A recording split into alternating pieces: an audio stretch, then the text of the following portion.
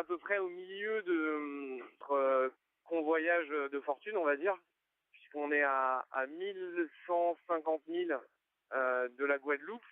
Il y a peu de choses qui ont évolué. C'est-à-dire que le bateau n'est pas capable d'aller à sa vitesse normale parce que les dommages qui sont sur la quille, en fait, l'empêche d'aller. Quand on va trop vite, il est incontrôlable. C'est-à-dire que des fois, le vent, il y a des grains. En ce moment, on a beaucoup de grains, d'espèces de petits orages. Et quand le vent rentre fort, le vent, généralement, est là entre vers 15 nœuds de vent. Et quand il y a des grains, ça monte jusqu'à 25-30 nœuds. Et donc, comme la quille fait tourner un peu le bateau dans tous les sens, ça fait partir le bateau au lobe, c'est-à-dire que le bateau se retrouve un peu travers ou des fois face au vent avec beaucoup de voiles. Et le risque, ce serait d'abîmer les voiles. Donc, on essaie d'être très vigilant pour préserver le matériel au maximum. Sinon, on s'est occupé les derniers jours à beaucoup travailler sur le bateau pour réparer les petites avaries techniques qu'on a pu avoir depuis le début de la course.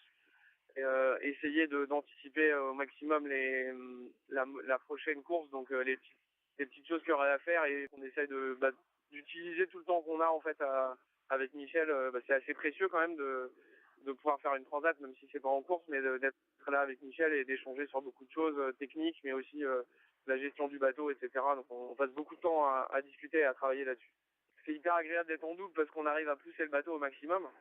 Quand on est en solitaire, c'est beaucoup plus compliqué puisqu'il faut dormir et en même temps être vigilant. C'est vrai que là, on fait un peu, depuis quelques nuits, là, Michel, il me laisse un peu gérer le bateau. On essaie de travailler sur les réglages de pilote pour que le pilote automatique, justement, puisse anticiper quand il y a un grain qui arrive ou une rafale de vent. C'est plein de petites choses là que j'ai appris en fait sur cette transat. Le comportement du bateau au large, etc., que j'avais pas trop vu à Port-la-Forêt et je suis très content d'avoir pu vivre ça avant de partir tout seul parce que ça va être une autre expérience, mais je suis vraiment excité de faire ça parce que c'est un peu l'aboutissement de ce projet, c'est de naviguer tout seul sur ce bateau quand même. Ouais, il y a plein de choses qui me rassurent, c'est que c'est un de nos objectifs, c'est d'amener vraiment le bateau en le meilleur état possible en Guadeloupe, pour que justement il y ait vraiment que à s'occuper de cette histoire de quilles. Et puis il y a quand même une super équipe qui, depuis le début de l'année, avec qui on fonctionne et voilà, qui nous attendent, qui préparent tout. Moi j'ai vraiment confiance en eux, donc je sais qu'ils vont faire très bien le boulot. Il va falloir gruter le bateau, enlever la quille, etc. Ils sont capables de gérer sans problème ce genre d'événement.